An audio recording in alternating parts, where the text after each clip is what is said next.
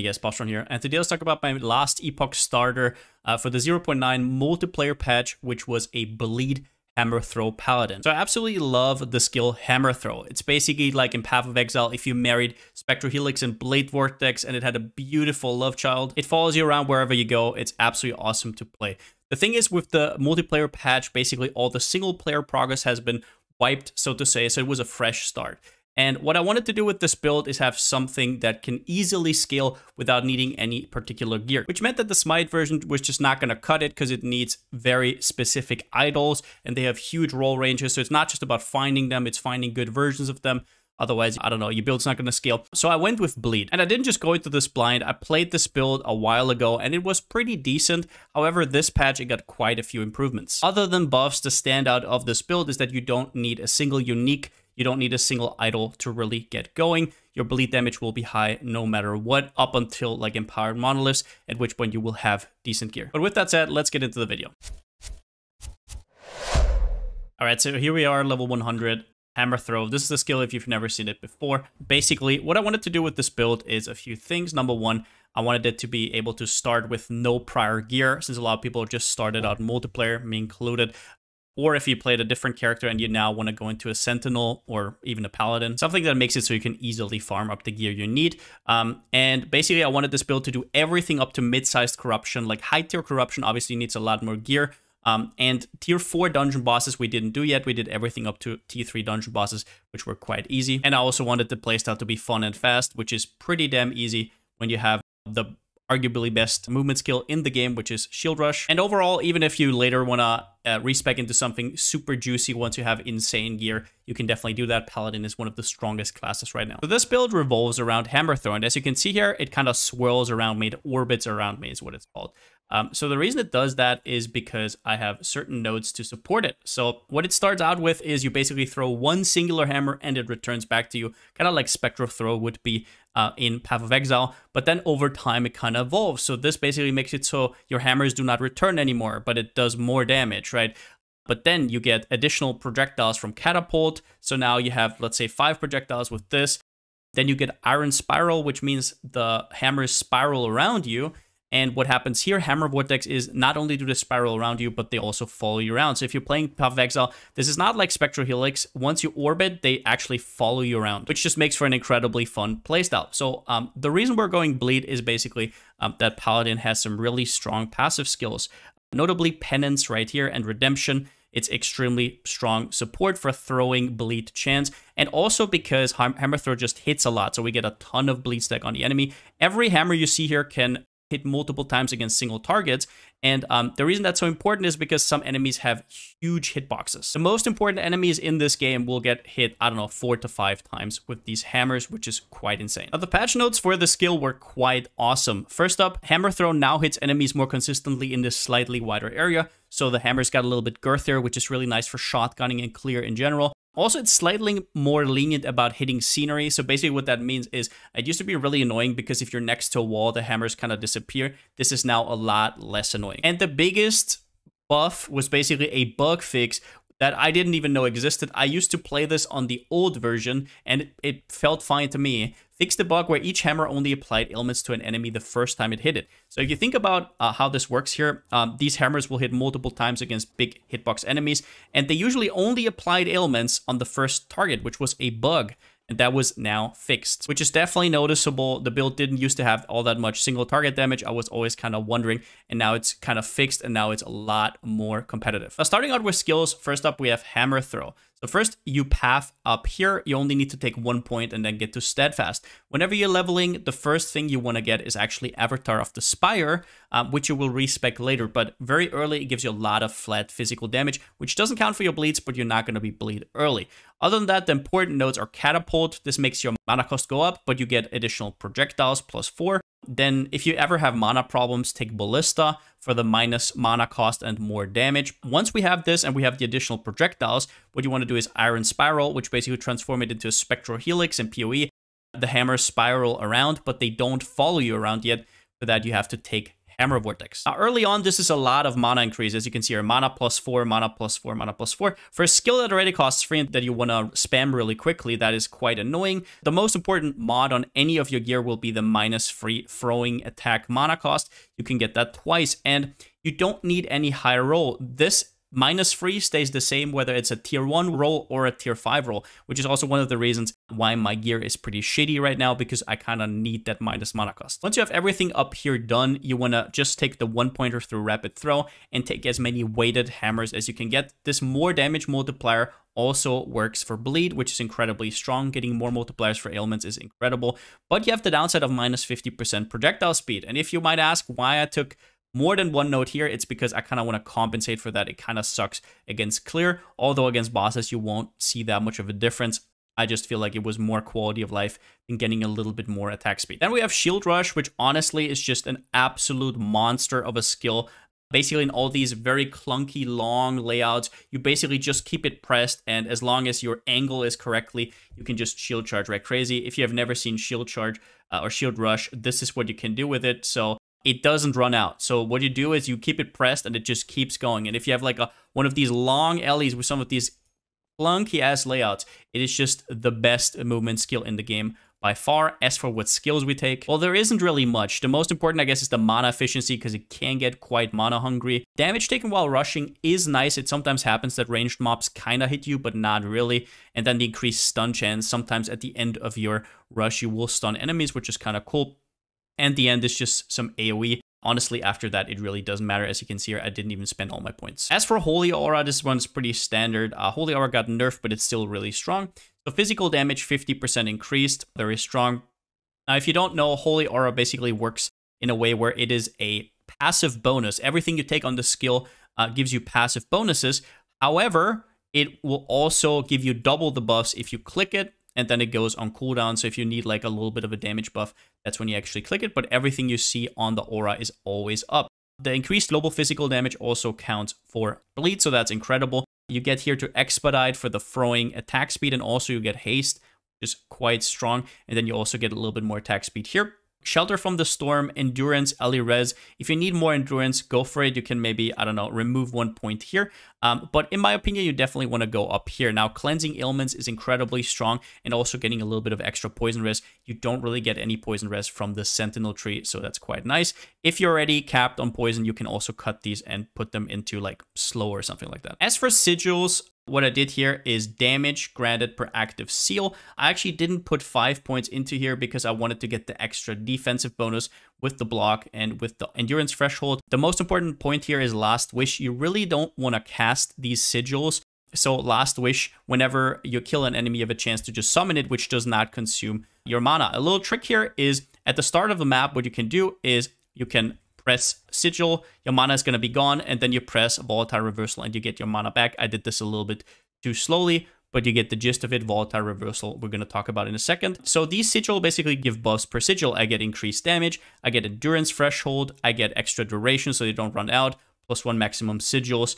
This doesn't really matter. It's just to get here to the extra block chance and block effectiveness. And our last skill is the most important skill and probably the most busted skill, I don't know, in the game or whatever. It's Volatile Reversal. So this skill is an absolute no-brainer in every single Sentinel build ever. So if you don't know what it does, it basically teleports you back 2 seconds into the past. So if I run down here and I press 3, it will get me back here, but it will also release kind of like a Void Nova. And this Void Nova called Void Rift basically applies degens to enemies whenever you press it. So right here, you get Void Rift on arrival, Void Rift at the start. So whenever you press it, wherever you started and wherever you ended, you get a Void Rift. And what this does is enemies that got hit by the Void Rift take 30% more damage, and they also take 60% more damage over time. As well as that, we go up here for the chance of recovered cooldown. Doesn't really matter that much, but you get 30% global attack speed on top for a duration after you pressed it. So in total, this is basically your single target nuke. The boss goes here, you do some hammer throws, you press 3, and he's just going to melt. And as I said, it also restores all your mana. So if you do it correctly before the boss, you can do this and then port back and your mana is full again. All right, so I'm going to show you this real quickly, how a usual mono playthrough would look like. At the start, you can kind of press the sigils and then do volatile reversal to get your mana back. And then you're just going to shield rush around while also casting hammer throws. So that is going to be pretty nice. So we do this, we get that. And then you're just going to start shield rushing around and we're just going to see where the objective is. Now, this is basically how the damage looks like right here. It is quite comfortable. The good thing is if you pre-throw and then you shield rush through, on the way, a lot of things will get hit. In this case, we have a map with really, really bad, really bad mob density. But yeah, this is the nice thing about shield rush. So we're basically just going to rush through. And as you can see here, this is just so much crazier than mostly any other movement skill could be. So we're already at the objective, and now all we need to do is kind of like cast this, maybe cast a little bit of sigils in between, and it's basically just going to be easy peasy. As you can see the leech rate right here, once we take damage, we basically immediately just go back up, and that is just how this build kind of plays. Against single target, press your volatile reversal. It more than doubles your damage. It actually almost triples your damage. So definitely do that. If you forget about that, you will quite definitely feel a difference. So that's basically just it. As for passive points in the Sentinel tree, these two are basically interchangeable. If you're already capped on fire or void rest, you don't need this at all, but the strength is very nice. It gives you increased damage and also armor, which is very strong. Vitality is strong, so just interchange these as you need. The armor clad is basically just a no-brainer. 10% less damage taken from nearby enemies. Valiant charge, incredibly strong. Cooldown recovery for your movement skills. Now, once you're here, you take Axe Thrower for 1 point. So this has a 1 second cooldown, which you're almost every time going to hit. You don't need more than 1 point, but it basically throws out another axe, which can also bleed. So it gives us extra bleed stacks. Incredibly strong. Don't forget it. And once you're at 25 points, you take Blade Master for the 30% attack and cast speed. And then we have the Paladin, which is the class that we mastered. So the two most important points in this tree are Penance and Redemption. What they do is basically make it so you get throwing bleed chance, and that is quite a bit. 120% is pretty ridiculous. Once you get these 2 points going is where you're actually bleed. Before that, you're basically just like investing into everything, a little bit of damage over time. It can even be poison or ignite or hit base. It doesn't really matter. You deal a ton of damage, but once you have these points, you can focus a little bit more on bleed. This gives you physical penetration, which is incredibly strong, and also increased damage. So these are the most important points. Now, how do you get there? You need 30 points to get there. First up, Conviction, Damage, Pen, Valor, just extra health. Blinding Light. Now, if you need more endurance, you can put more points in here. And if you need more necrotic res, you can put points in here. These are basically just your cookie cutter life travel points. Same is true for this one here, Faith Armor. Now, you need to be crit avoid capped in endgame. Otherwise, you're going to get completely obliterated. So if you need more of these points, put more into it. Prayer Aegis. I wish I had one more point to put into here, but unfortunately, I don't. You would want to actually max this out. It is incredibly strong, gives you extra endurance, threshold, and health. Now, you only want 1 point into Sanctuary Guardian and 1 point into Shield Wall. When it comes to these block nodes, you always just want to have 1 point in them, because 1 point already gives you the block chance, and you don't really care about the block effectiveness, so scaling it higher doesn't matter, and the block chance does not scale with allocated points. Shield Wall, we're not dodging, so it's basically free. And then Reverence of Duality is just an incredibly strong all-rounder node. As for other classes, we have 10 points in the Void Knight. The basic Abyssal Endurance is just incredibly strong. Physical res, Void res, health will make gearing a lot easier. You can take these points whenever you need to. Now, as for Forge Guard, we just put 1 point into the Steel Aegis, as I said, for the extra block chance. Now, when it comes to gear, my gear is overall pretty shitty, but I did still hit level 100. It was still incredibly easy. But if you want to do high corruption, obviously you will have to step it up a little bit. My weapon is pretty much dog shit. I have physical damage, damage over time, no bleed chance. It's not a Dragon Bone Axe, no like slow chance or anything like that. So overall, just pretty mediocre, but it does what I wanted to do. You have to remember also that it has to be either a sword or axe, otherwise you don't get the buffs from Blade Master. As for my helmet, this helmet is actually pretty damn good. I have a physical damage bleed duration hybrid, physical pen with bleed. Now, one other good thing here would be if you had the Dragon Bone Axe, you could also go for bleed chance while wielding an axe, also really strong. The body armor is mediocre at best. The best thing would be having the same mods as on the helmet and the prefixes. Fizz damage, bleed duration hybrid, fizz penetration, but instead we just settled for dexterity and strength, which both scale the hammer for damage. Also, in general, while gearing, look out for percentage increased health as much as you can get. It's, in general, stronger than just flat health in Last Epoch. The most important piece of the puzzle of this build is Bleeding Heart. It gives you a ton of leech, which without it, you're basically going to be completely lost. Now, it took us a long time to get this amulet, although it is one of the most common items in the game. It requires level 4 normally. The reason it says 32 here is because I bricked my LP on it, so it has critical strike chance, which doesn't do anything. But this will basically make your bleed feel a lot better in terms of recovery. Now, Valdir's also gives you bleed leech. However, Valdir's is very rare. We found this is at level 98 or something. You can't really target farm for it that much. It gives you bleed on hit, bleed duration, and just really good life recovery in general. You won't get this item anytime soon, so until then, just get like a combination of bleed mods, physical damage mods, strength, dexterity, stuff like that, or maybe fix your resistances or your endurance, stuff like that. Thorn Slinger is the best in slot belt. I got really lucky here on the LP actually. It has chance to bleed, movement speed, throwing attack speed, +1 to physical skills. It's just everything you want. You don't need any LP on it. It is a very low level belt. I think it's level 11 or something. So if you get lucky, you'll find one really early. For us, it was a little bit later, but it is what it is. On rings, -3 attack mana cost, incredibly strong. Also, look out for the critical strike avoidance. I have both of my critical strike avoidance rolls on rings, but there's other spots where you can get it. So just make sure you get that. As for implicits, the opal ring is absolutely ridiculous. It gives you cooldown recovery speed, which means your shield charges up faster. Your volatile reversal is up faster. And it gives you +2 all attributes, which Hammer Throw, if you don't know, scales off of strength and dexterity, so that means every +1 all attribute is 8% increased damage. It also gives you armor, it gives you mana. Opal Ring is absolutely GG if you can get one. As for boots, movement speed is #1 priority, otherwise just fix whatever you need to. I would obviously like to have some increased health here, or hybrid health. Now, when it comes to the gauntlets, these are really bad. What you definitely want though is the throwing attack speed. There's a really good roll here. Other than that, you would just want more life. Also, small tip here, if you have to decide between strength and dexterity, always go for strength because it gives you 4% armor per point as well on top of the damage. Now, next up, as for idols, we have 3 idols with bleed duration and then a secondary mod that's like, okay, physical damage over time, block effectiveness, whatever you can get your hands on, right? These are not that easy to get, obviously. You'll farm them over time. Bleed duration is really, really strong in terms of damage against single targets. Now, if you can get one of these, that's also quite awesome. Chance to bleed and chance to bleed on hit while at high health.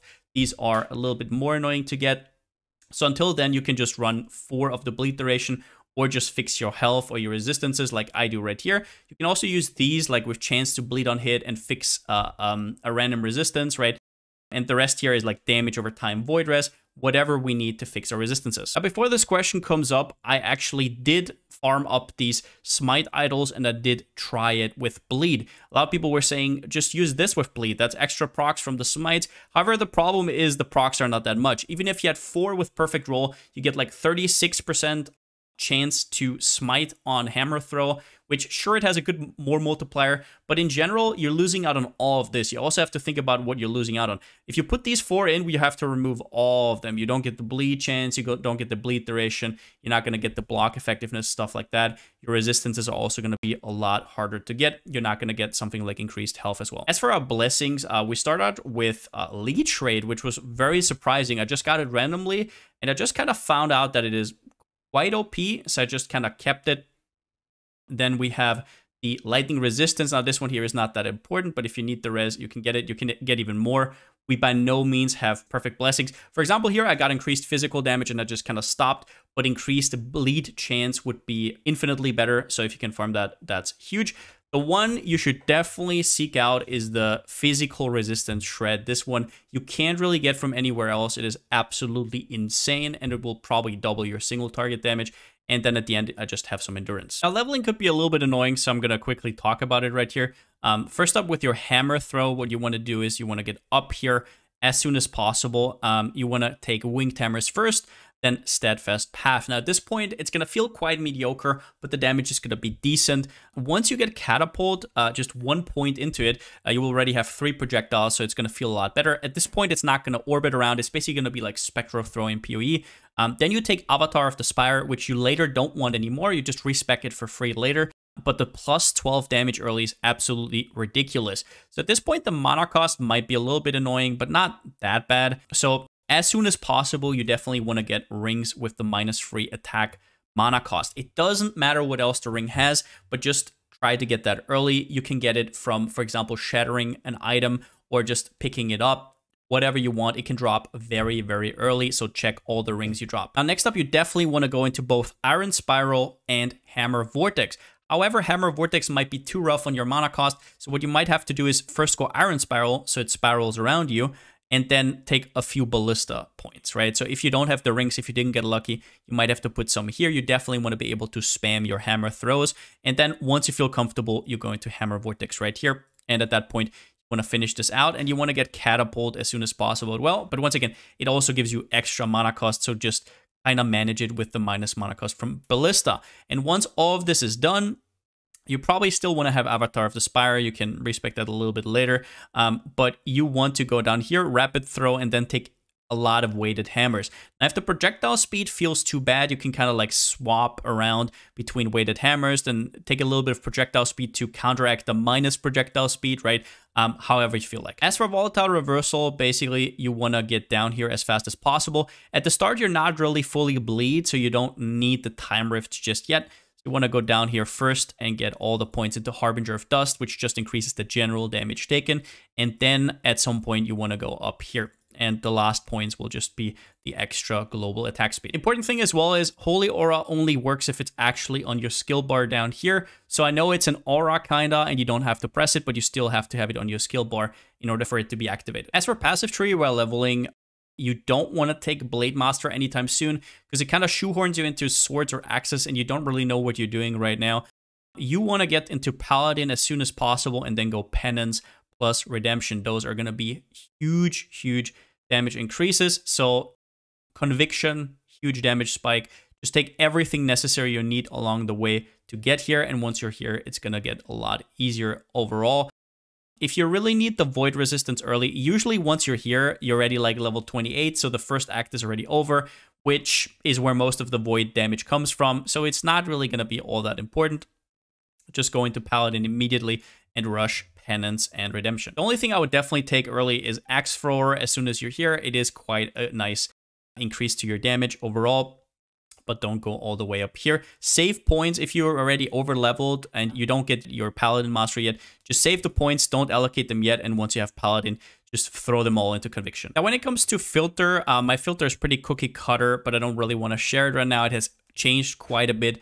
I don't want to screw anybody over. What I will say is that first up, I will link a Lootfilter guide down below in the description. It's from Maxroll. It's incredibly good. It's how I learned the ropes for myself. And basically, you just want to kind of like highlight exalted items, highlight some of the better base types. You can hide everything else if you really want to, but that is in general just the gist. Definitely make sure that you're showing rings like an Opal ring base, and definitely show all the minus attack mana cost ones because they're going to be incredibly important, especially early. Now, to conclude the build, overall, this was the best fresh start I've ever had. Obviously, I know a lot more than last time I did it, but honestly, this has just been an absolute breeze. It was incredible early, it was incredible in mid-game, and once you're in end-game, if you have gear, it's also going to be incredible. If you want to push it to like a boss killer, obviously this is not really made for a boss killer. If you wanted to push it to a boss killer, though, Paladin has a lot of options. It's a very, very strong class in general, so you will have no problem there. One quite a big downside, which I've found on most builds right now, but especially on this one here, is the build needs Leech. So whether you get that from your Blessing or whether you get that from a Bleeding Heart. Now, obviously, you're going to tell me, well, Bleeding Heart is so common, I'm going to have 5. It's not going to matter. And usually I would agree, but we actually farmed it up to level 95. I did not have it. I was really, really annoyed at that point. We had to get the Blessing, and then we dropped the Bleeding Heart. Sure, I don't know how that can happen. Maybe it's just super unlucky. Most people have like 2 once they're level 70 or whatever. But if you don't have it, you really want to get it from the Monolith Blessing. And yeah, I guess that's the only downside that I can think of right here. Overall, if you want to transition into Smite later, this is going to be a really, really good foundation for that as well. Farm your Smite idols and then later go into Smite, be an Smite Hammerdin or whatever. But as for now, I was really, really happy with this build and I just wanted to share it. Hope you learned a thing or two, and since I still never slogan, see you next time.